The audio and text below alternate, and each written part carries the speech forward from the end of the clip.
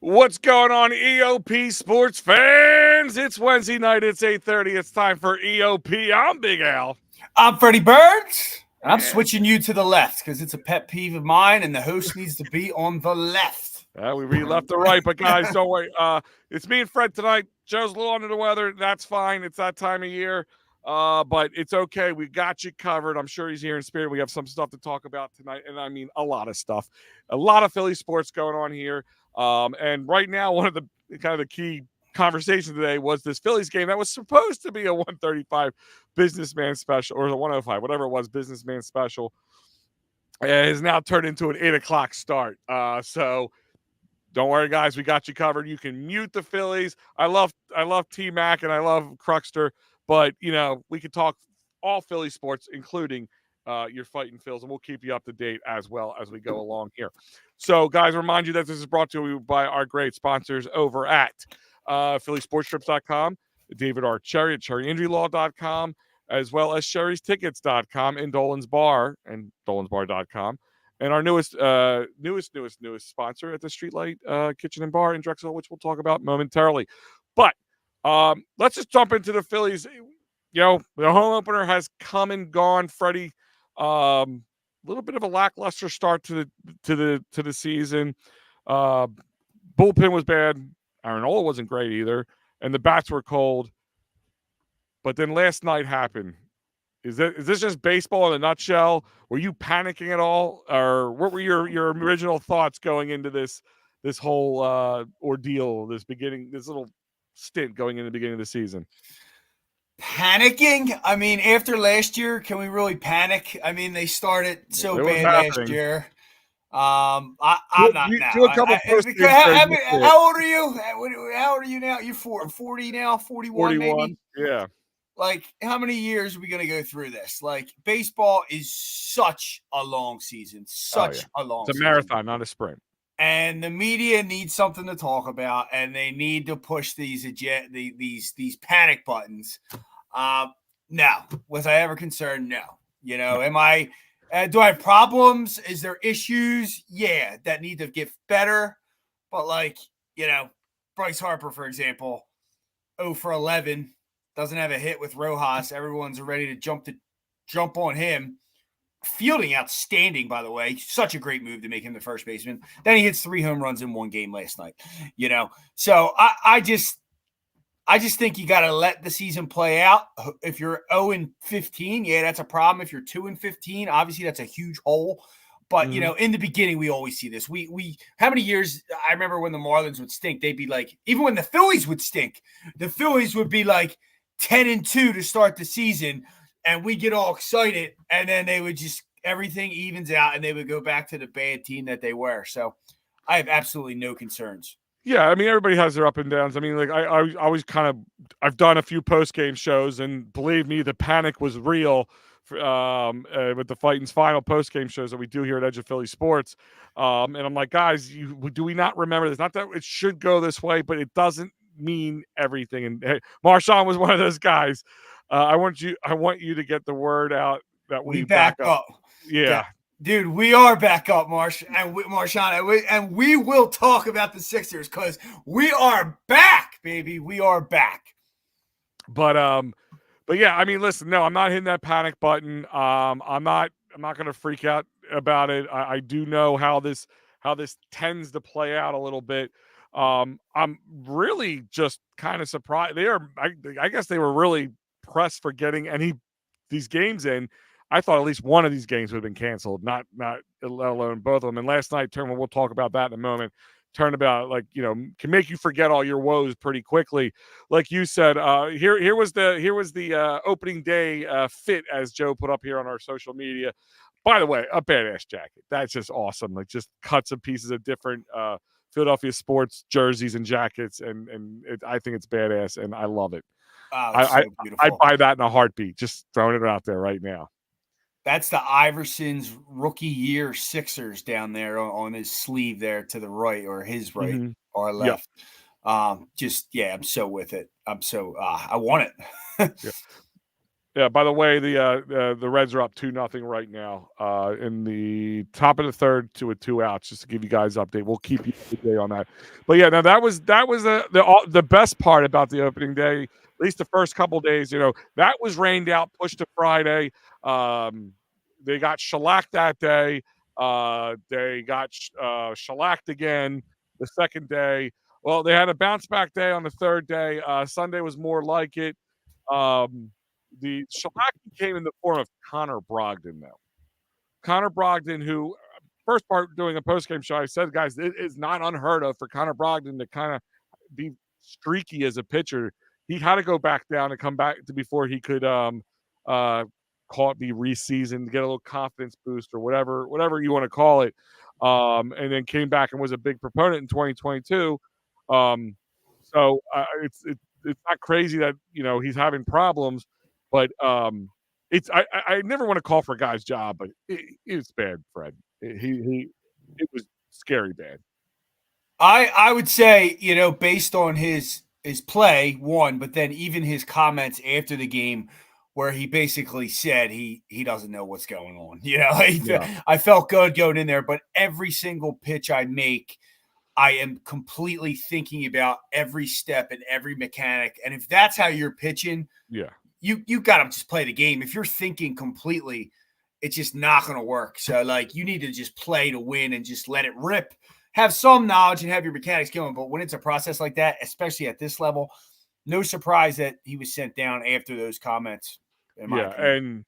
And when it's between the ears, that's a problem because when at one point JT went out and said, just throw the ball down the middle. Let's see what happens. What's at this point, what's the worst case scenario? I mean, just see what happens. And that's kind of how he handled it. And you could see when listen, I'm no way a coach, just watch a lot of baseball. When he threw the ball with velocity, there was no command. When he threw the ball with command, there was no velocity. And like you said, he's thinking about every mechanic, every movement of his arm, every grip, how he's holding it, how sweaty his hands are. Could you imagine? These weren't the greatest days. They were colder days.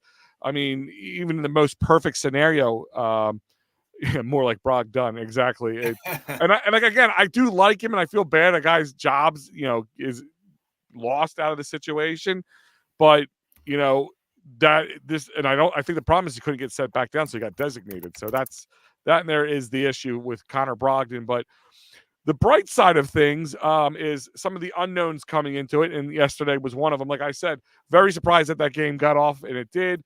In a very windy, rainy night, and I am really surprised that they're letting them play because these are some slippery grounds out there. I just watched Bryce Harper making that play at first with Zach Wheeler, and he just completely slid and almost wasn't able to make the play just because of the grass or the dirt was so muddy. He didn't have any grip on there. So very surprised. But I gotta touch on why I think why anyhow, because I just think this is just where player safety just goes out the window now because the scheduling, and that's more important now because MLB knows that the Reds now will only come to Philadelphia once as opposed to a couple series, the way they have the schedule set up. So they have to get this game in, essentially. But to your point, Al, why wouldn't they they both have a day off tomorrow. Why wouldn't they just called this at 12 o'clock? For some reason, they need tomorrow off, whether that's the player has something to do with their kids or something, but there is no reason why they should be playing this game tonight. None. So the rumors are that there is a wedding booked at Citizens Bank Park. Now, I don't know how true this is, if this was that there was something booked there and they didn't have the availability to do a game at the bank tomorrow. That's why it wasn't, because that would have been the easiest thought. Move this game to then do a business person special on Thursday, and then just get it done and be done, and they could still have plenty of time to travel and get down to Washington for the Nationals game. It's not like you're traveling across country to the West Coast or anything like that.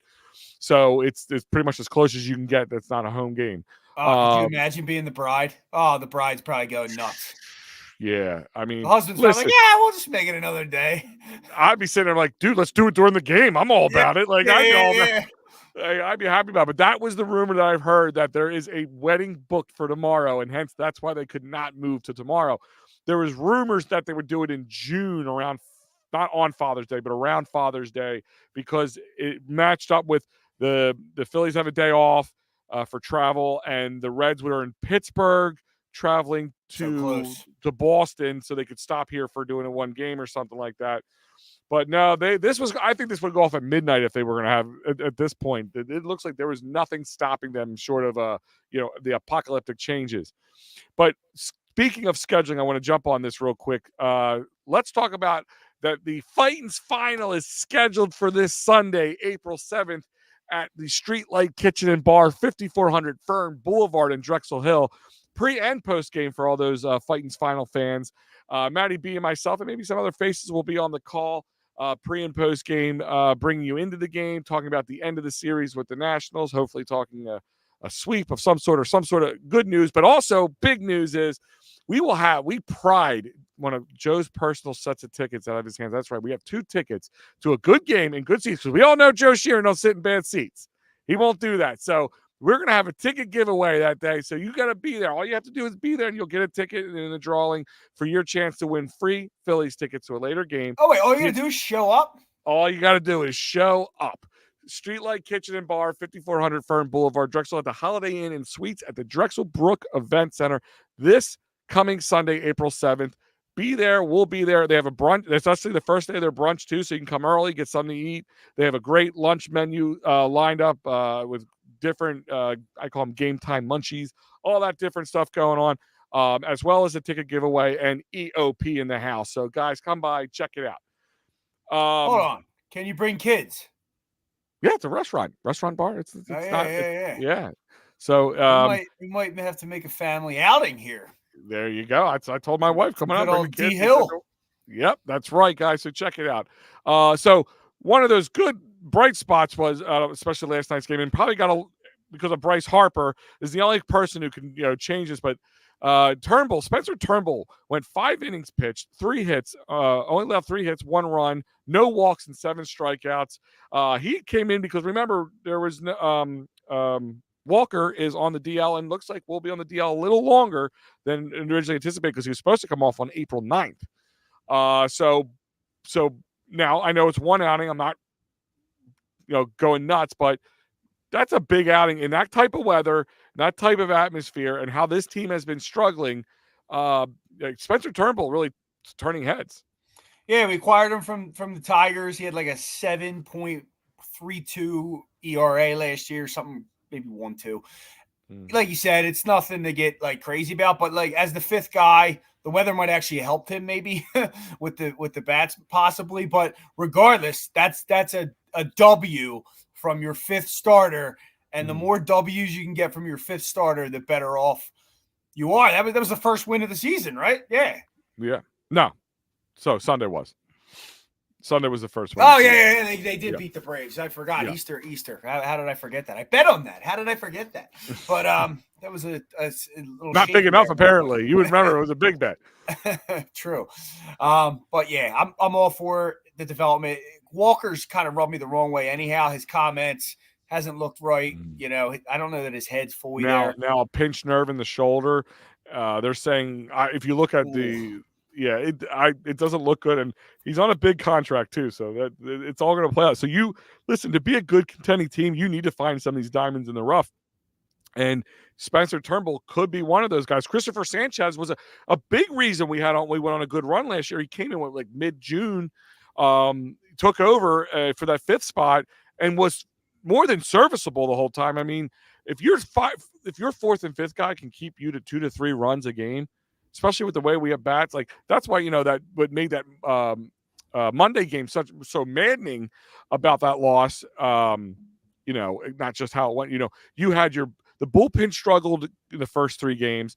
They were able to do their job except for Brogdon. But again, I did the post game for that show. I said, yes, Brogdon was a problem. He was a reason that they ultimately lost. But the main reason in my eyes was the bats were cold. Their bats are as cold as it is outside right now.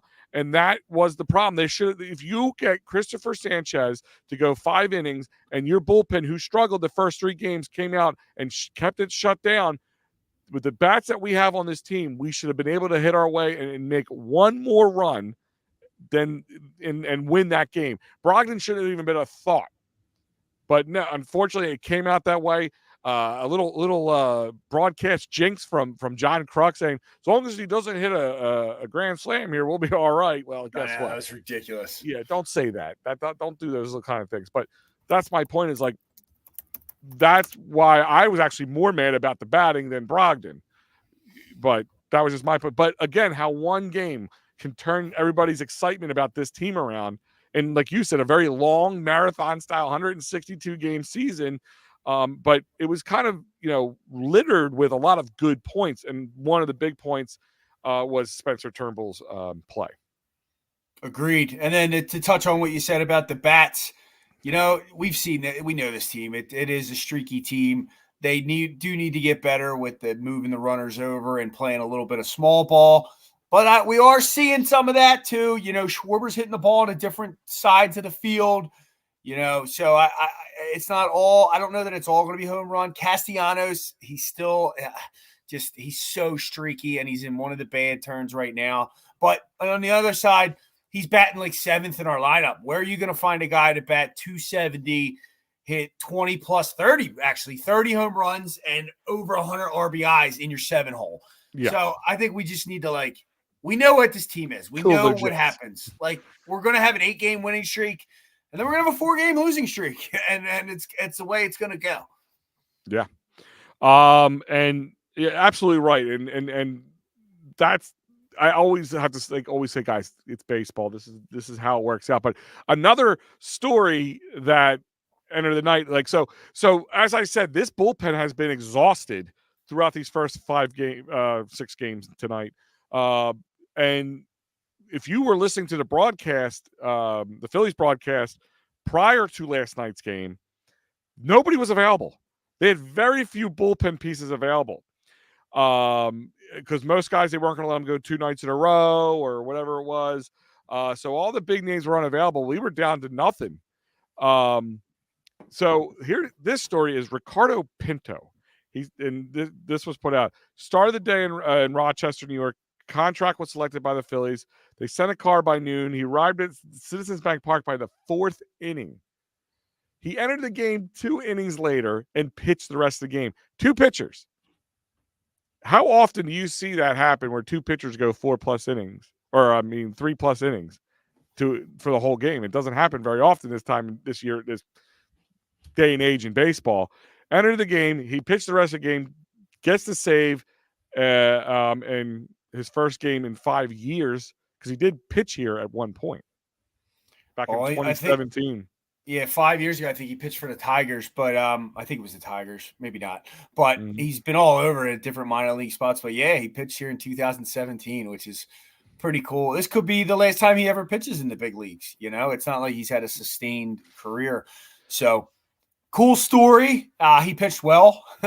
So good for him, man. It's good. 4 innings is a good chunk of change there. Oh, it's like 70+ pitches too. I mean, they both threw a full start, if you want to, but it's like 2 starters instead of bullpen.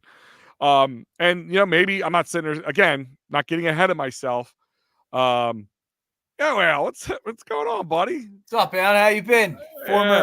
Former EOP risk averse pool winner. He was on the show. He knows his stuff. Hey, Alan. He does. It's hope all is well. But again, maybe you found yourself a dime in the rough that he's not going to throw 3-4 innings all the time, but you maybe found another long guy, or maybe a guy just to fill in the gaps right now while you're getting things ready. Maybe he's going to take Brogdon's spot, and just kind of shift things up and down the bullpen hierarchy a little bit. But it's a great story. But of course, the story of the night, if Bryce Harper has something big happen, it's hard to overcome that. Well, one of the biggest stories was Bryce Harper last night had not 1, not 2, but 3 home runs in the game. One of them a grand slam on top of it all. 6 RBIs. And by the way, with his first home run, it kind of got pushed aside. I felt like they've not talked about enough, but he hit his 1,000th career run. So it wasn't just a home run. It was a 1,000th career run on top of it all. So, guy, we all forget Bryce Harper. he was one of the guys I kind of called out during one of the post-game shows. Like, he was 0 for 11. He had some bad bounces, like some things that just didn't go his way for the first few games. Balls that might have been a single or a double, or, hit into a gap, but some defensive plays were made, or the ball just kind of went right back at the pitcher and he was able to glove it. So he was having a little struggles there. You could see it was mentally bothering him a little bit. Well, whatever he did, whatever Wusa yoga he does before a game like that, it worked out well for him. Somebody here bet on him to hit a home run at like 5-1 odds, so that was beneficial for me. So yeah, I mean, Bryce, it was just great, and even the one he didn't connect on, it was just a great diving play by that center fielder. So he probably should have been 4 for 4, but I would have loved to know what the odds were for him to hit 3 home runs. It's had to be like 18-1, 25-1. I would imagine. I would have to expect more than that, right? 3 home runs. I mean, for guys maybe plus 5,000. What's that? 50-1, maybe 50-1. Yeah. I'm trying to think. I would imagine it has to be higher. Like up to that 50-1 or higher. But 3 home runs, 1 being a grand salami and 6 RBIs. It was the kind of night the Phillies need to kind of get off the schneid, I guess is a good way of putting it. Like, they needed that ability to be like, we are a good team. Like, again, I've had a lot of guys kind of jump at me during the post-game show and like, they're a bad team. I've been saying this. They didn't make any moves. They didn't do anything in the offseason. I'm like, they did. They weren't new moves. They weren't a new shiny toy, but Aaron Nola was a big signing. One of the top starting pitchers available in MLB. They re-signed him. They locked in Zach Wheeler. That's not going to be looming over his head for the rest of the season, or over our heads, something to talk about for the rest of the season. They made moves. Whit Merrifield, not a big move, but it's still a move. And I think he's going to play out to be pretty well. I know right now, not the greatest numbers, but again, 6 games in the season. I'm not really going to hang anybody over that. But moves were made, just not the moves that we expected, I guess, that we were used to seeing. We're not, if you look at the Phillies' moves made over the last 3 years, they made some major moves, more than probably most in Major League Baseball. Yeah, we talked about it multiple. I don't even want to belabor. Like, they made the right moves. You don't go out every free agency offseason and just make splash moves. It's not how it works. It's not how it works. They signed Wheeler and Nola. They were moves in themselves. I'm happy with it. Yeah. And the best move you can make is going to phillysportstrips.com. We have all these baseball. There's more than just baseball available, but they have plenty of Phillies trips coming up. And here's an easy, affordable one. You could take you and the family or whatever. Go to Baltimore to Camden Yards. What a great, if you've never been there, just an amazing stadium to go to. First place yard I've ever had a bacon on a stick at, by the way. It was amazing. Baltimore, Camden Yards, great. June 15th, that's available for a one-day trip. Hey, you want to go out to Boston, June 12th to the 15th? Check it out. Historical Fenway Park. You can't beat it. If you've never been there, it's got to be on your bucket list if you're a baseball fan. You check that out. Chicago in July from the 3rd to the 7th. Wrigley Field, another historical park you have to check out. Go with phillysportstrips.com. It is amazing. Even Pittsburgh. We've talked about teams that can be good and bad. You never know what they're going to look like. Pittsburgh, even when they're bad, PNC Park is an amazingly fun park. You have to go there and check it out. They got trips to London for the Phillies to take on the Mets. They have international trips. The Brazil trip will be there. All the Eagles away trips, they'll have them available. They even have great trips to Germany for the Union. Check it out. Go to phillysportstrips.com right now. Tell them EOP sent you. Book a trip today. They're the best. Cover that. So that's right now. Like I said, guys, the Phillies, it's so early. We have to temper expectations this early. Again, I agree with you, Fred. They go 0-15 or 2-15 or 2-20 or something like that, 3-20. Yeah, I'm going to be nervous. And by the way, can we just? I know we do this, and we're going to talk about this with other sports as well. Stop. I know it's kind of your natural inclination to look forward and look at the schedule, but everybody's like, oh well, they have the Reds coming up. They're not a good team. The Reds are one of the hottest hitting teams in baseball coming into Citizens Bank Park. They got Pittsburgh. They have the Nationals next, but Pittsburgh after that. Pittsburgh's a hot team right now. Best start they've had in 40 years.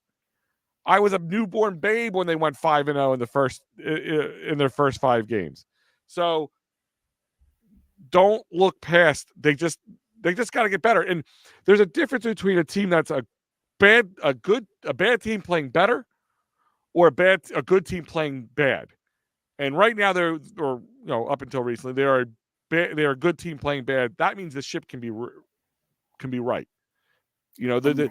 This is not like something that just it's not a fluke thing. I guess is the best way of saying it. So they're freaking 2-3.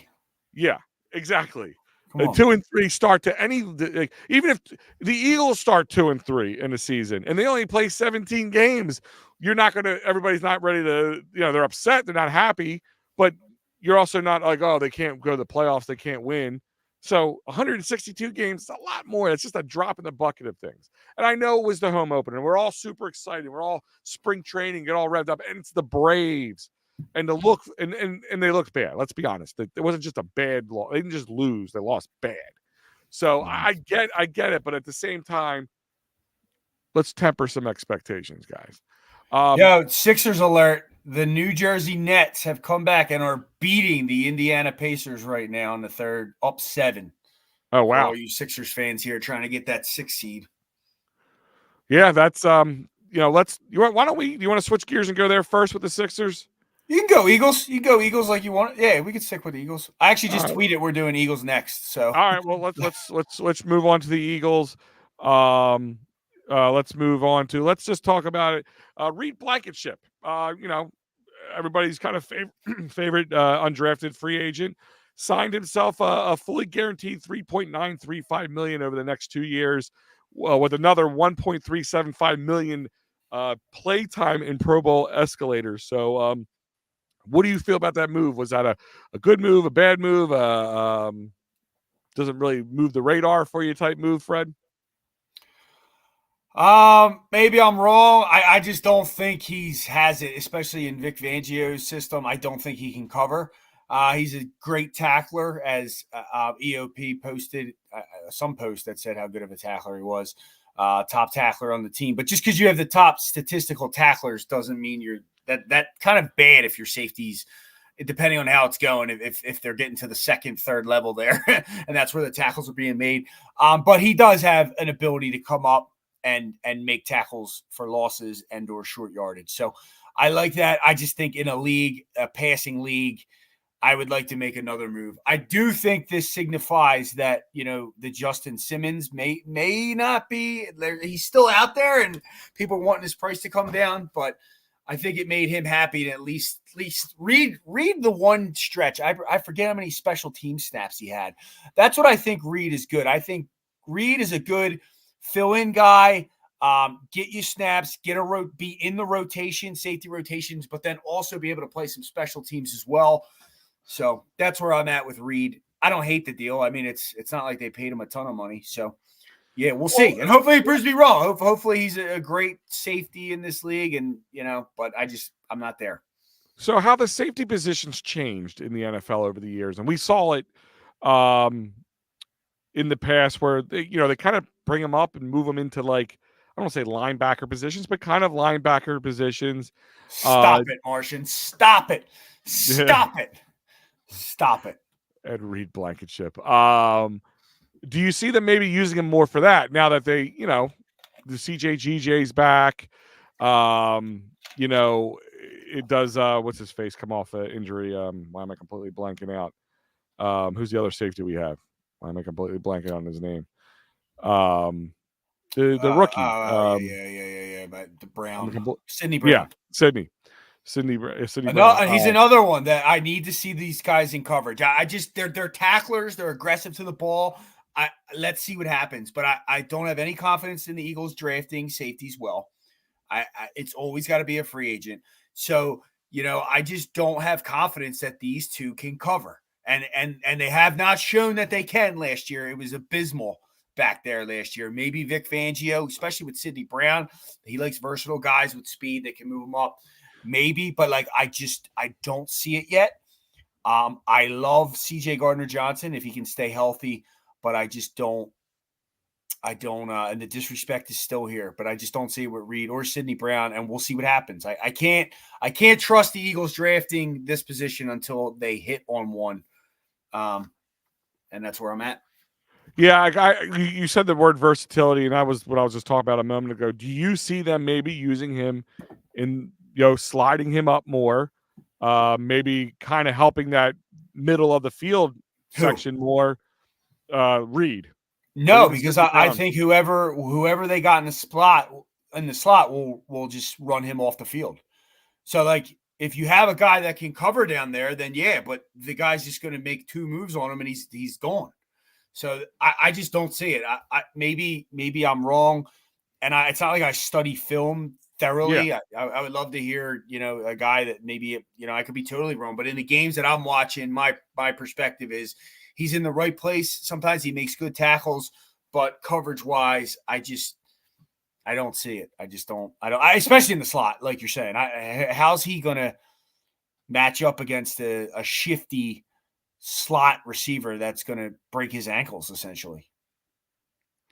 Well, maybe I don't know. Maybe they use him and he goes up against some tight ends or something. I'm not sure exactly how they'll play that off, but it'd be interesting that they signed him to this. With Vic Fangio, you'd think he's a little bit behind the scenes. If Vic couldn't figure out something to do with him, I'd imagine this wouldn't have happened. Personally. It's not, like I said, it's not a big, he could be in the rotation. I think it's not a big contract. He's a good special teamer and he's a good player. I want him on the team. I'm not like, I don't want to say like he's garbage. He's not, but he's a good player that I think can fill in on the rotation. But for him to just be a consistent starter and have 5 interceptions in a season and be having all these pass deflections, I don't know that that's him. He is smart, though. His IQ, he's in the right place at the right time. There's interceptions he's had just by reading the quarterback, so I'll give him that. I don't know. We'll see. Gotcha. Well, the other bigger piece of news that happened right around the weekend, Haason Reddick is officially not an Eagle anymore. He is now with the New York Jets. No, as far as I know, unless I missed something today, there's been no contract, right, between him and the Jets? No. So do you think – now, let me ask you this. Let's start with this one. The compensation. Did he get the best he could get with them? Like, did the people know too much that he wanted out and they weren't going to sign him, so they weren't going to get a haul for it that they were hoping for? But a third round that could possibly turn into a second rounder, technically 3 drafts away. It's 3 drafts from now before they could actually use that pick, unless they use it in trade. But I mean, are you happy with the compensation that they got for him, or do you think it was a big mistake? I think they should have kept him. I don't. There has to be more to this story that we don't know. If he's just going to play as a New York Jet under the same contract, it makes absolutely 0 sense. Or maybe like he has to earn there that maybe he can get the contract with them. I do think it will be a second rounder. So I think Howie probably had offers for 4s and maybe 6s. And he said, you know what, let me just take the second rounder definitely in 3 years or 2026. So 2 years. And then that can use that as trade bait in the future, maybe, or maybe that sets you up good. Maybe the Jets are terrible and it's a high second round pick. But I just don't, if we're going into this year to win a Super Bowl and be a contender, I don't see how getting rid of Haason Reddick points us in that direction. He was on the record saying he doesn't want to leave. But there was a drop off at the end of last year. Was he disgruntled at the end of last year? Was his, there's reports of Lane Johnson making comments about body language, and it was directly pointed to like they showed highlights of Haason Reddick and Sweat, kind of just putting the head down and not having their head up and getting to the next play. So maybe that has something to do with it. I don't know. I don't like it. I think they have to probably make edge rusher a point of emphasis. Bryce Huff, they basically gave like, I don't see Bryce Huff either yet. Like Bryce Huff's a question mark. Haason Reddick was definite. It could be as simple as that. Like, hey, let me get a 26-year-old in here. I'm not going to pay a 30-year-old. I don't want them to pay him, by the way, but I just thought they could just have him and just end the contract. Like, I don't get how every time a player in any league is up for the end of their contract, we have to trade and get value for them. Why can't we just not do that? Let them finish the contract out and go win a Super Bowl this year or try to. So, well, and I have a couple theories behind that. And real quick, before I get into those theories, there's one thing that's not a theory. It's kind of a fact. If you go to sherrystickets.com, you're going to save money. That's a fact. No theories here. No hidden fees. You're not going to get bamboozled at checkout. That's a fact. Not a theory at all. Great prices, sports, concerts, theater, you name it. They got it. sherrystickets.com, family owned and operated since 1946.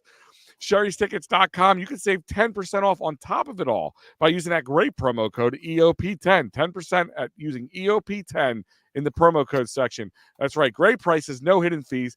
Sports, concerts, theater, you name it, they got it. sherrystickets.com, family owned and operated since 1946. Again, save 10% off by using the promo code EOP10. That's right. EOP10 will save you 10% off at sherrystickets.com. So I have a little bit, I don't know, this is my tin hat. I'm going to put it on for a second. There could be something with body language. There could be something with maybe he was one of the guys who weren't happy at the end of the season, how things played out, and they didn't like his attitude. I don't know. He hasn't showed anything outwardly to me that makes me feel that way. That's why I agree. He's a good dude. He even in his press conference with the Jets, he was so like, I don't get it. I mean, there's guys that you just expected from our boy Shane Half tweeted out about how Chauncey Gardner-Johnson was blasting Lions fans because they were blasting him for leaving after he blasted Philly when he left to go to Lions. Like, you expect that from CJGJ, and you don't look past it. But I wonder, is Howie in some ways telegraphing that? I'm not saying they're not trying to win this year, but they are planning and setting things for the next couple years. And what I mean by that is, so 2026 is when certain people start getting paid a lot of money, okay? Some people will be coming off contracts, but certain people are going to get, and by certain people, Jalen Hurts. The biggest chunk of his contract is going to be in that time. So now you have a second-round pick. You can keep getting younger. Bryce Huff, you can keep getting – you got younger, and you got him for a few more years. Are they telegraphing that? Because I agree with you. You keep Haason Reddick if you think that you're pushing your chips in to go to the Super Bowl this year. Is Howie telegraphing that we're going to get younger and we're going to get cheaper, and that even just we'd rather get something for down the road because that's what we're more worried about than worried about today? I don't know. I mean, I feel like they try to win every year. You can't be messing with players, and you got AJ Brown and Devontae Smith and Dallas Goedert and Saquon Barkley. Like, how can you go sign a running back that's injured often, and then say you're planning for 2026? I don't see it. That running back could be out of here by 2026. I get it, but not this year and next year. Well, you can get out of it after the second year, but I just don't understand why you make those moves and then, Agreed. And then come around this on the other side of the ball and say whatever, But it's an offensive league, and maybe maybe Bryce Huff is the next Haason Reddick, man. I don't know, but why wouldn't you just have more here? So yeah, I maybe you're right. I don't think that was the plan. Though I think it was like, all right, this is my situation. I'll send him there, and then maybe Howie is being prepared for 2026. There's something else to this, dude. There's definitely, it's a business. Sometimes got to make hard decisions, even if you don't like them. Yeah, he doesn't. He clearly didn't want to leave. No, and he's making his way out, as a gentleman. Like, if there was, he's not being. So if he wasn't being a gentleman in the locker room, why would he be a gentleman on the way out? You know what I mean? Like, what does he have to save face for at this point? Unless he's worried about somebody not want to sign a contract. And if he doesn't look good, he's not. You don't think he's I don't want to call him a locker room cancer, but a problem in the locker room that they're not going to want to sign him. I think he also maybe part of him's like going, you know what? I bet on myself and I rolled the dice and it didn't play out that way I was hoping it would. I can't imagine that Howie, if this was the plan, that didn't say, fine. What are you making now? All right, well, what's he making, about 15 million a year? 18 million a year. So, all right, fine. We'll make it 20 million a year, and we'll throw in 2 more years. And that probably just wasn't enough for him. or maybe we'll make it 15 million and we'll make it 3 years. Why do you got to be traded though? Is what I'm concerned. Like, because I don't think they could come to a compensation situation. But he isn't with the Jets either. Well, again, maybe just Tin Hat again. Maybe it's his agent. Maybe his agent's telling him other things. No, you're right. It was 14. It was 4. Well, it's a $15 million cap hit, but yeah, it was 14 okay. base salary. And maybe they were willing to bump him up a few $1,000,000 in the year, but say we're going to spread it out over 2-3 years. But you're not going to be making 25 million. Like you're not going to hit 20. We're not going to give you, definitely not going to give you 25, but maybe we'll give you 17.5, 18 million, and we'll sign you on for 2 more, and we'll do a contract for next year as well. And you know, and maybe, like I said, maybe the agent. Like we saw that with CJ. These conversations were definitely had. It doesn't make sense. It just doesn't make sense. I agree with you. I just don't understand. If he would have signed a new deal with the Jets, then it would make sense what you're saying right now. But he didn't sign a new deal with the Jets. So that tells me that there's something else that we don't know, whether they don't think he's good anymore. And it is odd that he's bounced from team to team to team and had such a successful career. You know, he should play whatever the percentage snaps are and have the amount of sacks. I think it's 11 or 10 he needs. It is odd though, that he has bounced from Arizona to Carolina to us. Yeah. And now to the Jets, yet he always puts up numbers. That's what I'm saying. There is something else that he doesn't have the. I don't know. I don't know what it is because I haven't seen. I'm happy with Haason Reddick. You would think by now on his third team that somebody would have came out. Well, this doesn't surprise me. He's one of those guys that you only can stay short stays and then he's out. Steve chiming in here. I don't like how most of the defense faded last year, including Reddick. Lots of changes were needed, and maybe that's it. Maybe that was just it. They're like, we just don't see. We need to rip a Band-Aid off, and we want to get some value for you, and that's the way it's going to be. We're not going to extend you. You're not going to, I have a feeling that they were going to trade him. Even guys, they're replacing it. Yeah. Of all the things that happened at the end of the year, you think trading Haason Reddick is the thing to shake it up? Like but I'm saying like the safeties were horrific. The corners didn't even know the top half of the defense didn't know what the bottom half of the defense is. Like it was maybe that's chopping the head off. A total coaching job. I mean, they had Haason Reddick in coverage multiple times. Maybe that's what it is. Maybe he isn't good in coverage. They're using the contract to move on from him, and Vic Fangio wants a guy that can cover too. But Bryce Huff, I don't think is a great cover man. I know they are actually higher on Zach Bourne than we think, as far as being a versatile player. But I don't know. But we can belabor this to death. We don't know. We just don't know. All we can do, though, Al, is I think you disagree. I disagree with the move.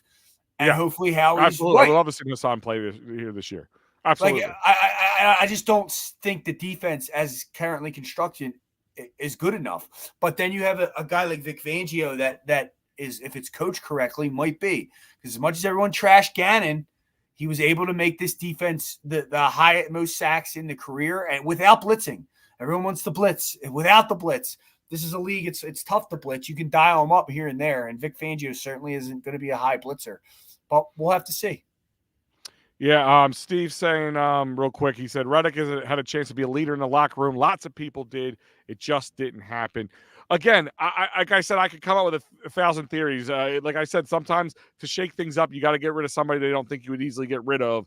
And I was kind of using the CJ, GJ, the what's it called? The agent situation. I mean, he left here. He could have made more money staying here last year and then maybe got signed. But he went to Detroit and he came back. Like maybe he's getting bad information about what he's doing. And like, again, maybe the agent's going, just go somewhere else. We'll work it out. We'll have plenty of time to work it out and you'll make your money somewhere else. And he's just, betting on himself, but we won't know. And maybe we'll never know. Like I said, I just find it really hard to believe that he's such a bad guy. Like, I haven't seen it yet. He's not. I haven't seen anything to feel that way about it all. But speaking of great guys, the Eagles like, and everybody loves, and we're all going to be missing him on the field. Jason Kelsey, there is now rumors that the WWE with WrestleMania in town, like we've talked, we had Joey Wood on last week, our very own WWE beat reporter here at Edge of Philly Sports. He was on. He's got a whole lineup, but one of the lineups discussed with Jason Kelce might be. He was contacted by the WWE, so I mean he could just be there in the stands. But if he's contacted, maybe he's part of the show somehow. He's no doubt going to be part of the show. I don't know how. I hope he probably it's on his bucket list to jump through a table with an elbow drop. I can't imagine, and he's doing all these things to get like his bucket list. So I'll imagine he's involved. I would love for him to ruin a match, or I don't want him to come out and like do some speech and chant. He needs to be like. Now I don't follow the WWE like I did when I was little, but like he has to do something that's going to significantly impact one of these matches, and it would be absolutely amazing if he impacted the main match. I don't know the name. I just know it's The Rock's cousin versus the other guy, Roman Reigns versus the who's the other guy that they want to make a storyline for everyone's crying about.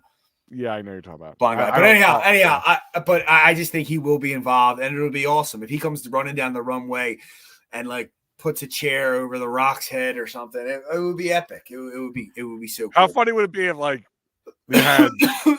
you had like Bryce Harper come out, hit somebody in the legs with a bat, and then Embiid choke slam somebody, and then Jason Kelce come out and just like jump off a rope to a table on somebody.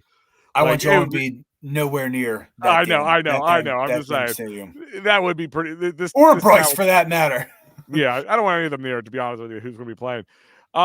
Steve's saying Kelce needs to stay healthy for a Week 11 comeback. I know it's kind of a joke, but I've asked people like, does he stay healthy? Does he stay in some sort of game shape just in case something happens and they need a replacement because the depth isn't really there for the Eagles? I'm not saying it's impossible. I doubt it much, but is the possibility of the door open that, especially if this team is on a run? I mean, he better slow down with the partying then, if that's the case, because he's all over everywhere, drinking beers, eating whatever, and he should right now. But if he's trying to come back, I mean, he has time. But I would say, hopefully, if I'd take him back, but. I mean, listen. If we're in a run, and say either Cam's not working out or he gets injured, and you want a good chance to win, if he's healthy enough and he's ready enough, who else could be a better backup than without having to be on the team is Jason Kelce? I mean, definitely. Come on. But he has to keep himself in shape. The last thing I want is him to tarnish his ending of his career by coming back overweight and just not ready to go. He wouldn't do it though. He would know. He would only come back if he was ready, I think. Yeah, no, I think so too. And speaking of comebacks, 76ers, my friend, and listen, I've gotten roasted about this, and I found a hill I'm probably going to die on. But before I do is, sometimes you make good decisions, sometimes you make bad decisions, and sometimes life makes decisions for you that you just can't make on your own. So David R. Cherry is the man with the plan when life makes those decisions for you. Workers' comp, motor vehicle, personal injury, criminal law. David R. Cherry is the man at 610-565-0300, cherryinjurylaw.com. Life-altering moments. Again, you get hurt at work, get hurt in a car accident, personal injury, some criminal law situation comes your way. You need a man with a legal brain on his shoulders who knows the ins and outs of the legal system. David R. Cherry is the man. cherryinjurylaw.com, 610-565-0300, or go to cherryinjurylaw.com. So we talked about comebacks, and it was funny because how it was reported earlier this week, or earlier yesterday, I should say, that it sounded like Joel Embiid was not going to be back tonight or last night against Oklahoma. And then he was back. And on some restrictions, definitely could see some rust, which we all kind of expected, but was the difference maker in last night's game against the best team in the West, Fred. I mean, is it just one game in a nutshell? Is there a chance that that the Sixers could make some sort of run at this point, or am I on the right hill where I think that they're putting a lot of risk on something when it's not worth it? You're on the wrong hill, first of all. You're certainly on the wrong hill. It's not the first time you told me that. I've been telling you and Joe this for weeks. That there's no doubt they're in the play-in because the 11th seed is so far beyond. So even if they fell to 9 or 10, they're going to be in the play-in.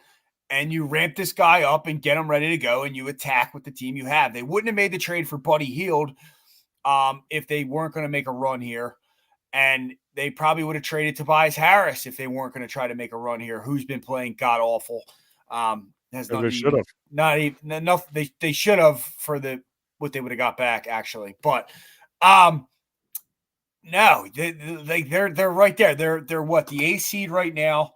Or no, yeah, A seed. You got the Heat with the 7th seed, Pacers with the 6th. Ideally, I would like to get to the 6th seed. It's going to be tough. They're 2 games behind the Pacers. It looks like they're 2 in the loss column to the Heat, so maybe it's 1.5 there to the Heat. They play the Heat next week, tomorrow night. The thing is, will Embiid's injury, how does the knee recover? Can he play tomorrow night? Because that's the whole thing with this. Like, can the soreness go down? How sore is he? So we'll see tomorrow if he actually plays. But you beat the Heat tomorrow night, you're pretty much in a good spot here. You play the Grizzlies, the Spurs, the Pistons, the Magic, and the Nets. These are all teams that are beatable, especially with Joel Embiid. Then you look over at the Heat schedule. The Heat have the Sixers, the Rockets. The Heat play the Pacers, so you're going to have a loss there. The Heat play the Hawks, who's hanging down there at the 10th seed. They probably want to get some momentum going. Then they play the Mavericks, who the Heat can certainly lose in the Mavericks. And then they wrap it up on a back-to-back with the Raptors. Likely they win those 2 games, but you never know. These teams are trying to get wins at the end. Then you take a look at the Pacers schedule, who just took the lead against the Nets. The Nets were up 10. There's about 9 minutes to go in the 4th. They're now up 3. If the Nets can squeak that out, though, that'd be a big one. Then the Pacers play the Thunder, who coming off a loss to us. That could be a loss for the Pacers. The Pacers play the Heat. The Raptors is an easy one. And then they play the Cavaliers, who are looking to get wins. So the other teams in this mix can very well lose. It's just up to the Sixers here to have a healthy Embiid win, get the 6th seed, and now you're matched up potentially versus the Cleveland Cavaliers in the first round. Even if you're the 7th seed, though, and you have to play in the play-in, I think they can beat Doc Rivers and the Bucks. I just see it. But last night was just awesome to watch. We are so back. For him to play 30 minutes and have the success he had, even though he looked bad at times. So, I thought he was done. He just looked gassed. But then he was able to push through that barrier there in the 4th quarter, make the steal guarding Josh Giddey, guarding guards at the top of the key, making the steal, driving, going to the lane, making his layups. Joe losing 20 pounds and being able to see sharper jawline, his massive mental maturity level up. I agree. I think last night showed that. Before he would have been gassed and done. He sat out, got put on the bench, and came back in that game and willed that team to victory. So I can't be more excited. We are back. I would bet them to go. If you can make a bet for them to go to the Eastern Conference Finals, put that bet in. They are going to get past the second round. Wow. And there you go. I mean, what do you mean? Wow, it's not that stunning. If they're going to play the Bucks, they can beat all these teams. The only team that's a huge problem is the Celtics, and that's who likely they would face in that Eastern Conference Finals. So we'll see how it shakes out. If they're the A seed, though, then that's not the case. Then they would face the Celtics in the first round. But I think they'll land in that 7-6 area, and I think they'll do it. I'm really confident that I think they can beat the Celtics too. That would be the wow. I agree, Al. But all these other teams, they can beat them. They can beat them. Real quick, Phillies update here. They're now down 3-0. De La Cruz just hit. Can I want to mention something. I know we've always kind of just looking at this game real quick. Is it just me in this beginning of the season, and maybe it's the new scoreboard behind him, but the right field defense from Nick Castellanos hasn't been as crisp as we've seen it in the past. Yeah, that was the knock on him when we signed him, and then we were like, oh wow, he's actually doing okay. He's doing pretty well, but yeah, very suspect. like open up the he's season played some really bad balls off the wall. Like instead of letting him hit off the wall and trying to field him, he goes up to the wall. The ball gets in front of him. I've seen Bryson Stott run out to right field about 3 times in 6 games so far. Just something to keep your eye on. I just want to maybe something I'm overthinking, but you know me in baseball, I overthink it too much. But guy like that's the big Sixers. Listen, I would be more than happy to be wrong to be on this hill that I'm on.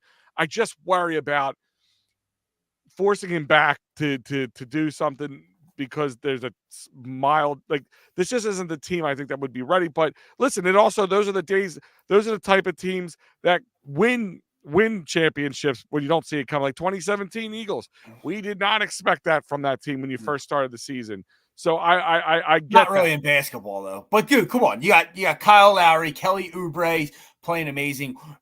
We certainly won that Pat Beverly trade, by the way. Pat Beverly, dude, Kyle Lowry is such a better option than Pat Beverly, and Campaign is a good player. He's playing pretty good. I like Cameron Payne. I really rebounds. do. He can knock down some threes. I appreciate what Beverly did, but I just they are set, and now you finally get to see how the spacing, because once you give these 6 games, Joel gets it ramped up. Now Buddy Hield suddenly, who he can't get, they can't find him open as much. He's got a lot more contested shots. He's going to get a lot more wide open threes. I just really think it's good. The only thing that's god awful right now is Tobias Harris. And before it was like, the contract, this, but it is not that right now. It is actually, he is playing so bad.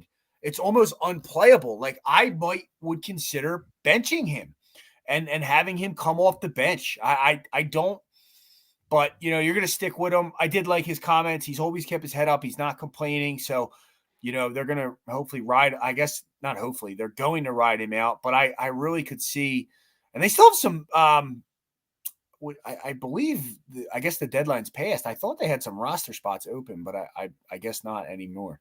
I was holding on to this like Danny Green inkling he was going to come be signed here at the end, but. Yeah, no Danny Green. Listen, I like Kyle Lowry. I do worry about. I mean, maybe the little time he had off between here and all that didn't play much when he was traded until he got here. I'm hoping that now that Embiid's back, I mean, does Kyle Lowry, is he always your starter at this point, or do you if everybody's healthy, or is Kyle Lowry coming off the bench? No, yeah, it would be Maxey. Yeah, well, you could combo guard Maxey and Lowry. Yeah, Maxey didn't even play last night. We forgot about that. They beat the number 1 team in the West. Hopefully, because he's been injured a lot too this year. Like I on and off. Is that because of no Embiid? It's been a lot more stress on him physically as well as mentally. I think we have a big home run here. Kyle Schwarber, another laser to right field. Any runners on? No, unfortunately, no. It's solo home run. Shot. But still no outs, bottom of the 6th. So Montez could be coming out. I don't know if they're going to pull him yet, if they have anybody up. But that's a tone setter that could change the outlook of a game. That they are just down 3-1. So we'll keep an eye on that. But we need one of Cove or Melton to go back to go deep. I love Melton. Anthony Melton, I was a big fan when he came here, but his back injuries scare me. I just think he's cooked especially for at least for the year. I think whatever he is, he just can't get through. I mean, Covington's kind of back and forth as well, but I think the Anthony Melton is just back is just going to bother him. And I mean, unless they can work through it, but we seen Anthony Melton last year, and I don't know if he was injured or not, but he kind of fell off a little bit at the end of the season. A lot of guys did, but in that second round. So that is a big problem. I agree with you, Steve. No doubt about it. Both back would be good because we need to be able to defend. We need perimeter wing defenders as well. Melton is a good defender. He's shooting hasn't been what we want, but he does got times where he can drop 20 a game too. So, and their defense and rebounding, as you're saying, is sorely needed. I agree with you that I think they will be though. I think they're just resting here. Nico Batum. He's a huge advantage too here. That's going to help us. And I just think we've yet to see this team with Embiid on the floor with Lowry and Hield and even Campaign. So it's going to change everything. Even if he's not even if he's 25 points a game Embiid and just brings the defense on the other side, like they're going to have to double. If they don't double Embiid, then, and he's proved they can pass out of the double team. Maybe what do you have, 9 assists last night, 7 or 9 assists? These other guys are going to be wide open. And if they do what they're supposed to do, then they're going to have to adjust to Hield. And if they single Embiid up, he can just bully them into the paint. So I really think, but you're right, defensively, we certainly need those guys back. Yeah. Lowry with Maxey too small of a backcourt. Very true, but you got that small ball lineup sometimes. So, yeah, I think Lowry will be off the bench. But Nick Nurse isn't one to shy away from switching it up lineup-wise. So, yeah, and sometimes throwing different looks at him, different looks out there. I mean, if I'm Nick Nurse, like just to try to change things up against players, I mean, what do you do? Like, what is your big defense against the Sixers? You try to take Embiid out of the game as much as possible, but if hopefully the other guys don't kill you enough to do anything about it. So, I mean, one thing right now, if I'm a team, like if it's a playoff start, or even the play-in tournament games, I am pressing Embiid to the point where I'm wearing him down, knowing that he's just coming back from a surgery. He's not 100% in game shape. Now that could play in his favor a little bit, because if he can get physically right by the beginning of the play-in tournament, this will be the most well rested he was going into a playoff season or into a postseason. So it could be a kind of a catch-22 depending. But if I'm catching him early, I'm pressing him and I'm wearing him down. I'm just wearing him down and making the other guys beat me. Like, that's how I'm looking at it. Fair assessment. Harris offense had more rhythm last night, but he can't hit an open shot though. It's like, he almost killed us on that late game 3 he attempted. But it's totally offset his inability. He hit one though too. His inability to switch on defense. Yeah, what happened to this? He used to be a solid defender, like Doc Rivers. That's why Doc came here and was like stunned that Harris played defense now, because he remembered him on the Clippers when he couldn't play a lick. I'm with you, man. It's very, very concerning. You defend the Sixers by blitzing Embiid and Maxey and trusting they won't make the correct pass. Embiid has already proven that he early on in the year, anyhow, that's not going to work anymore. Maxey was a huge issue with Embiid off the floor, but Quentin, we haven't seen it with Lowry, who's like the IQ. You can see he's like a coach on the court, or Buddy Hield either. So like that philosophy will be tried, and I think we have the roster to beat it. I think more of the issue is going to be defensively. Do we have the wings to guard other wings, and the health of Covington to come back and hopefully Melton, like Steve said. Any more comments about the Sixers before we move on there, Fred? No, we got them all. Re-sign Kelly Oubre. Please find a way to make it happen. We can't overpay, but he was bad for three quarters, but he was just there's these games he just puts the team on the back, and I think he's a solid player with this roster, and I hope he'll understand, like, hey, I can get paid a little bit more money than I made this year, but I can win a championship here, and I fit nicely with the Philadelphia 76ers. And he loves the fans. He's always saying, like, he loves he's the kind of guy, scrappy. I mean, number one, he's a scrappy player. Even when he's not playing well, he calls himself out on it. He's that player that this city loves. Like, even when he's bad, he owns it, but he doesn't give up either. There's plenty of guys that we've seen who've made a lot more money than him, who, if they're not having a good night, they kind of crawl into their holes. So I think that's why people love him, because, all right, yeah, you had 3 bad quarters, but you went and totally redeemed yourself in the 4th quarter. And that's a big thing. Oh, hopefully Stott's okay.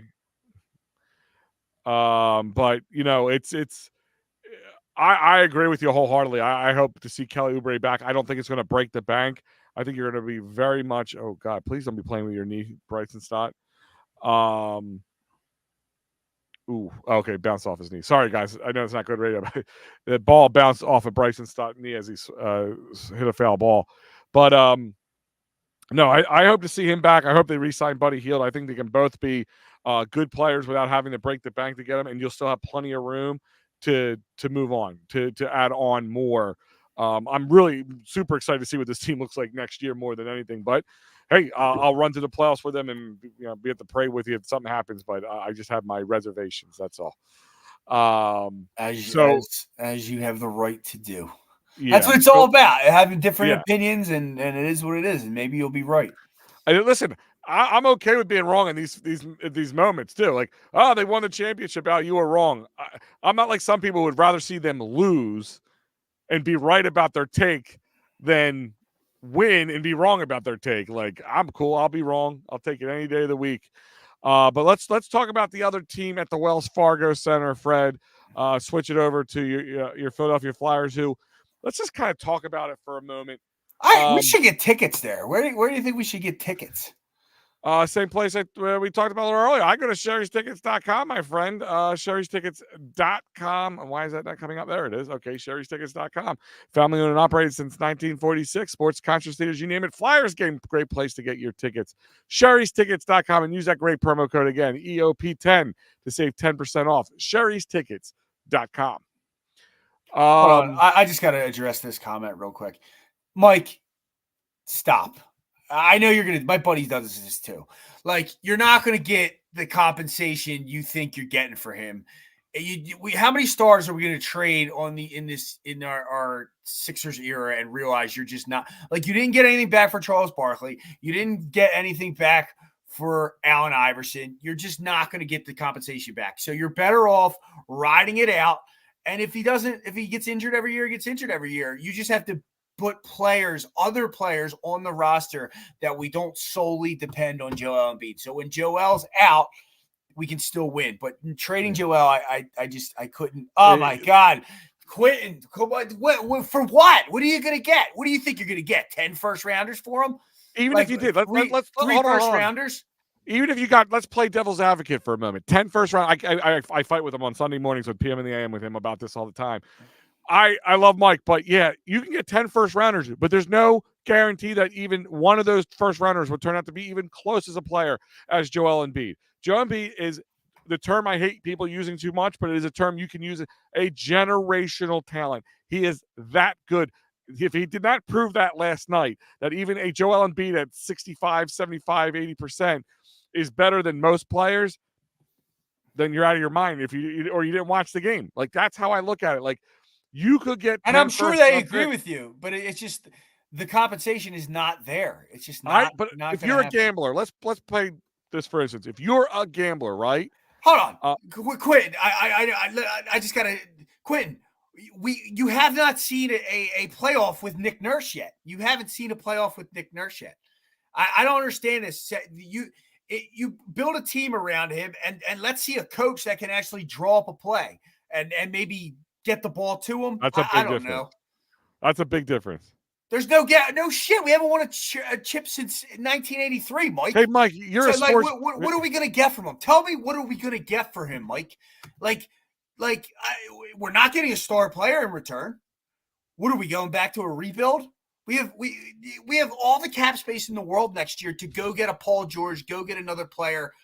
No Paul George. Yes, we take Paul George. Yes, you want Paul George. I don't want Paul George. Yes, you do. You don't watch Paul George then. You want Paul George here with Embiid and with the rest of the players. You want to keep healed. You want to do all that. Move on from Tobias Harris. You're telling me if you swapped out Paul George for Tobias Harris, you're not in on that? Well, that's a different story. That's what it is. That's what the case is. Harris is walking. You give this 3 years, 4 years with Nick Nurse before you trade Joel Embiid.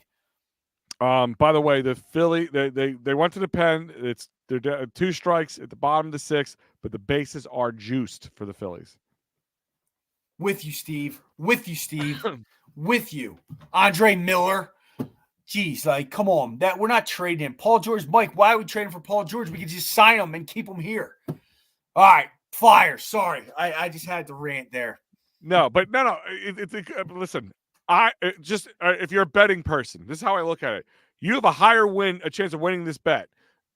A good team with Nick Nurse at the helm, around Joel Embiid versus a bunch of picks that you have no clue that you're to rebuild. And by the time Tyrese Maxey will be ready to retire by the time none of these guys are ready. So that's why I'm saying you have a higher chance with Embiid on this field, even with his ability to get injured the way he does, or these freak injuries in the playoffs. I think you have a much higher chance of winning a championship with him than without him. So that's why you don't trade him. And if you're going to trade, why are you going to get a haul for him? Because people think that could be the difference maker. So that's where I'm going with it. Yes, we will change to the Flyers right now.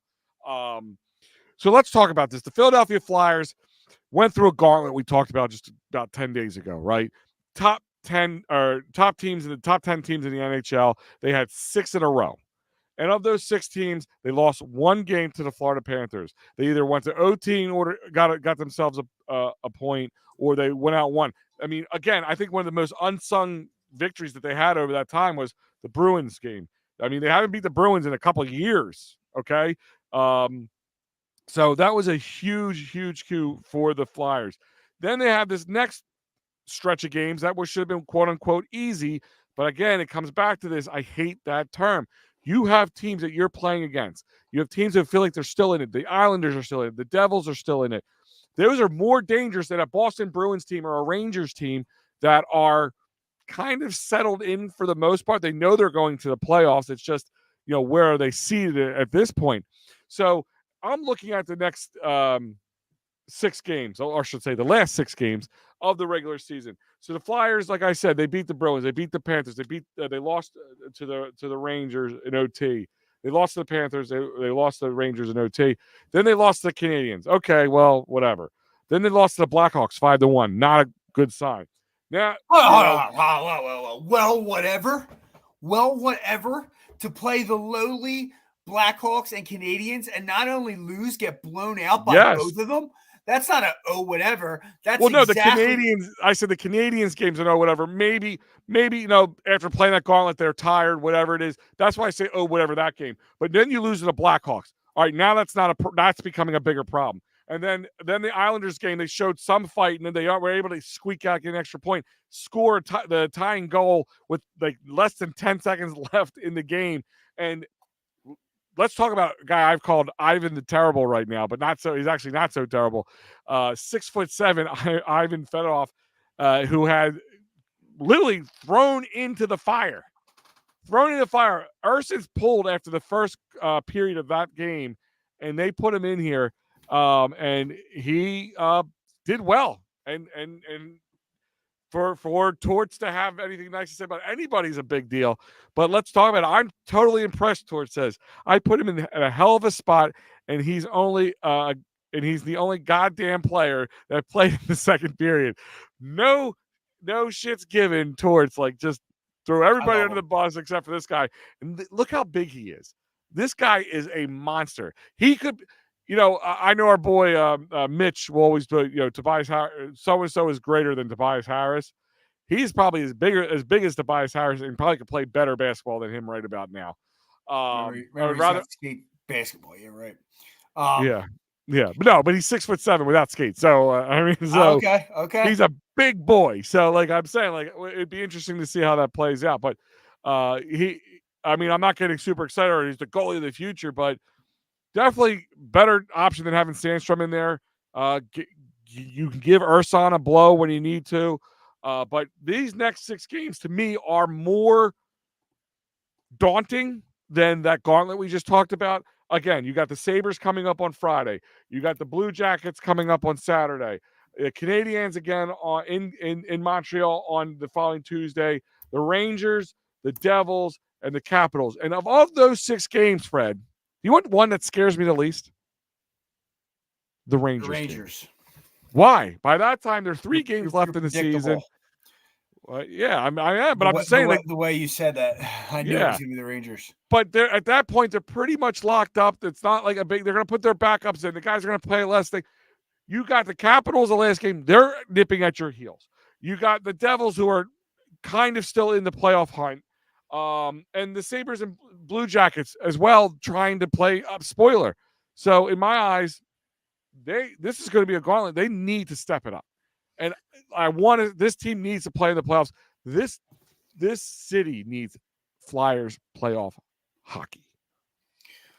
Well, Did you mention the Penguins that you kind of told me to just not even worry about 2 weeks ago? Was that one of the names that you brought up here? I'm not worried about them. I didn't mention They're in the running. They're all in. You got the Red Wings, the Islanders, the Penguins, the Sabres, and the Devils even have an outside chance. Now they got to go 5-1, whatever. But I just we're holding on for dear life here. Third in the Metro, like you said, 83 points. You got the Capitals right underneath us at 82, but the main concern are those five. Sabres, 77, Blue Jackets.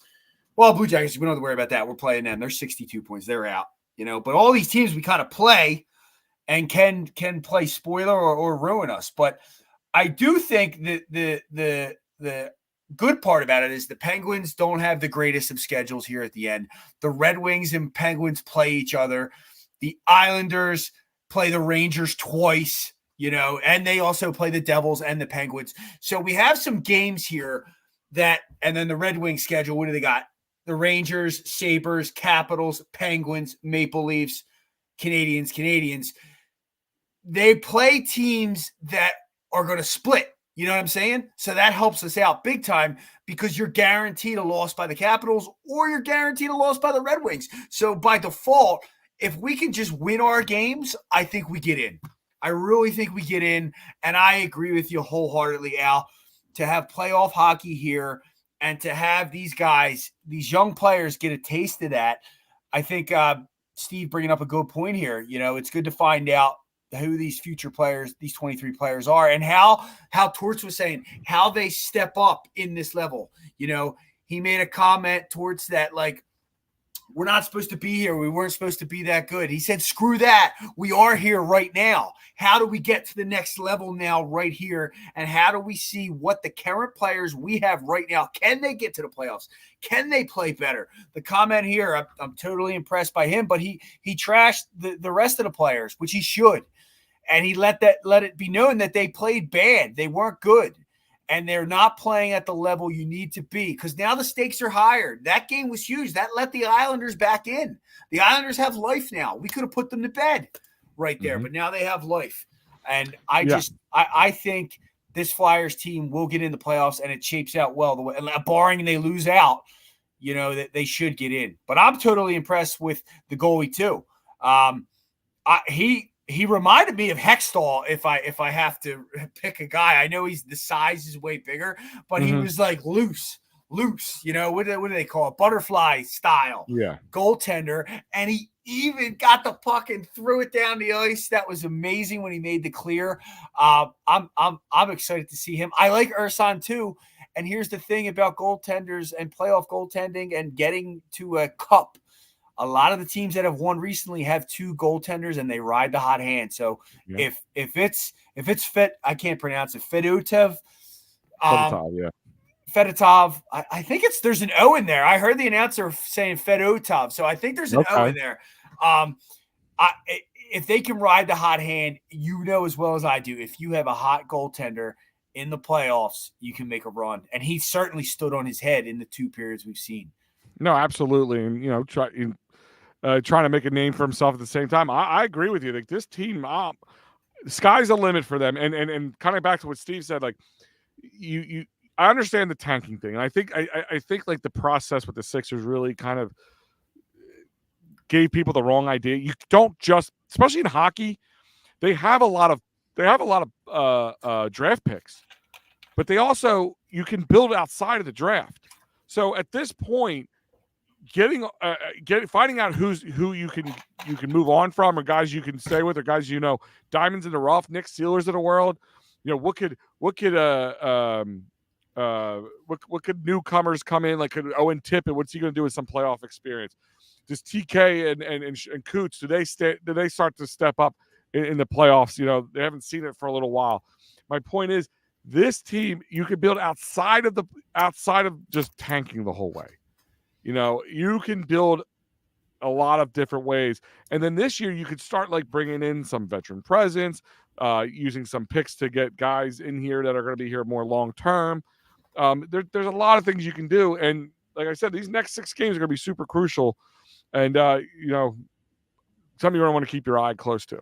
It'd be really nice to get the experience. Steve, is Coots getting traded? I think he will eventually respond, but it isn't a guarantee. I am so with you, Steve. Get him if he ain't going to step up, get him the hell out of here. He gets the captain C and then starts playing like garbage, then cries like a baby because he got benched. I'm with you, man. If he doesn't step it up, then he is not like Torts said. Torts is still evaluating, and he's saying, hey, if you're not ready to be a player that's going to step their game up when the going gets tough, then you're not a player that can be on this team or this roster. And I wouldn't. And I read somewhere that Torts didn't really want to give the C. That was more of a Briere push. I wonder if they want to sell him with the C. Say, hey, we'll give you our captain. This is our captain. We're going to give you a guy that's a captain on this team. He's just not working out here. I'd be very interested to see if he does get dealt. It's a thought. I don't think anyone expected Binnington and Berube to win a cup out of nowhere. Exactly. Binnington and Berube is exactly who I was thinking about with that Blues team. You know, it can happen, but at the very least, like Al's saying, these young people, Morgan Frost, Owen Tippett, Noah Cates, you know, even Jamie Drysdale comes here, he gets some playoff taste in his mouth. You could go down the list, Bobby Brink. They're all Farabee, all these guys, you know. And then you get to see Will Couturier, Will Konechny. Will these guys elevate their game or will they disappear? And if they're guys that are going to disappear in the playoffs or in that level, then they're guys you probably move on from next year. And you continue to build with the youth and you get value for them. I really think that there's a longer-term plan, and I don't think next year they're going to go build to win a cup, depending on the results. Now, if they go to a cup and these veterans step up and we make a run and they do play to that level, now we have a different conversation. Now it's like, all right, it was right to keep Scott Lawton. It was right to keep Couturier. It's right to keep Konechny, but we'll see. But I'm excited. I think they get in. No, I'm almost confident they get in. I mean, unless if they go 0-6, they could still kind of get in. I think. Yeah, so because the schedules, like I just said, like teams are playing each other. Yeah, I mean, like the Capitals still have a couple games to play. Or one more game, I forget, than we do. But again, that might be that game. That might be the first taste of playoff hockey, kind of, with that last game on Tuesday, April 16th. So, be interesting to see how it all plays out. Guys, I just want to remind you that we will be live on location this Sunday at the Streetlight Kitchen and Bar, 5400 Fern Boulevard in Drexel Hill, Holiday Inn and Suites at the Drexel Brook Event Center, April 7th. We will have a pregame. We will have a postgame. We will be watching the Phillies with you. Come on by, talk with us, hang out with us, and get a chance to win some great tickets to a future Phillies game. And I'm going to tell you guys right now, not going to announce it just yet, but there is going to be 2 good tickets, 2 good seats, might I add, to a good matchup as well. Not just like, a businessman special against the Kansas City Royals and you're up in the 400 level tickets. Trust me, you're going to like these tickets. We'll announce that shortly. But it's going to be an amazing good time. PM and the AM actually will be starting it off there with a special 10 a.m. start. Go from 10 to 11, and a little break in between. Then we go right into the pregame for the Fightins final. And then as soon as the game comes to an end, we will break it all down for you. So come check it out, the Streetlight Kitchen and Bar, 5400 Fern Boulevard, Drexel, PA, in the 19026 at the Holiday Inn Suites at the Drexel Brook Event Center. I just got an idea. Uh-oh. Come with your whole family, and then each one of the kids or adults, say they're older, get a chance. And then, you got more anybody who chances shows to get into winning gets a ticket. So if that's your kid, you want to bring grandma with you, whatever it is you want to bring your neighbors for a meal and a drink, and that's fine. Whatever it is you got to do, you bring those people with you. And we may offer a couple of more opportunities to get a couple extra tickets in your hand that day as well. So Can I win? You can. Well, here, sir. Can. Yeah, because bring your family. I would have sent it back anyway. I would have said, nah, pick another person. But I'm just curious. But yeah, the family members should be able to get a win. Yeah. So if you're in the family, anybody, I couldn't take it away from my daughter Aubrey though. I kind of feel bad. Maybe she shouldn't get a chance because I would feel a little scamish if one of us won. But my daughter, she would be so happy. Yeah, little kids will take care of. But my point is, more you bring, the more tickets you chance. So you get there, hang out. If you hang out for a while, if we see you there for more than a little, like half hour, we might start handing out more tickets at a certain time. So you might get an extra ticket in your hand. So it gives you higher chances for the more you're there, the more you hang. It's going to be a beautiful day as of right now. The weather's showing out to be good, like in the 60s. We might be outside on the outdoor patio. It's going to be a hell of a good time. So you guys got to check it out. Come on out and be part of the broadcast. If you see me sitting there taking notes, come up and talk to me. I'm maybe throw a good idea. I'll put it down. We'll talk about it. It's going to be a good time. So check it out, guys. Fred, any parting shots? No parting shots, but I just want to say thank you to everyone that's listening right now. Please, if you could hit that like and that subscribe button if you're listening on YouTube. If you're on Facebook, can you share this to your story? If you're on Twitter, we've had a huge increase in Twitter, people on Twitter watching. Thank you. I'm not sure why the comments don't come in. I think eventually it'll be set up that the Twitter comments will come in. But please retweet this out. It's just so easy to just hit a retweet for us. Quick retweet. We really appreciate the support. Go to EOPsports.com. We got a ton of stuff coming. NFL draft coming, coverage coming. We got what's coming out Friday? Shane Half and Dives. Oh, the big board, the EOP big board. These guys put a lot of work into it. You got to check it out. Some of the best minds in NFL draft, college football. The EOP big board, which is going to lead us right into the NFL draft coverage. We have some big announcements coming out about that. Some other big announcements coming to EOP. Shirley can't tell you right now, but some big moves coming. EOP is going through some great changes, so check it out. EOPsports.com and follow us on all that social media. Like and subscribe. You know it, Quentin. Like and subscribe. And to answer your question about the Twitter, to tweet and get your comments up on Twitter, you have to click on the video. When the video comes up, you can't be on Twitter and scrolling through, watching it and tweeting it. Just click on it, open it up. You'll know because the screen's black up above and top of the video, and then the comments at the bottom. Then we'll be able to see your comments. So if you're trying to comment along and like, oh, they're not putting my comments up, that's why. So just open up the video. But other than that, guys, Freddie, it's always a pleasure working with you. Hopefully Joe's feeling a little better. He'll definitely be back next week. I will hope to see you guys who are here or listening and watching over at the Streetlight on Sunday. Maybe even see Freddie. Everybody wants Freddie's autograph, so you have to come see him to get his autograph. You're right. That man is like a carpal tunnel from all the autographs he signs in a single day. I tell you. Yeah, right. But other than that, guys, I'm Big Al. I'm Freddie Burns. And we out.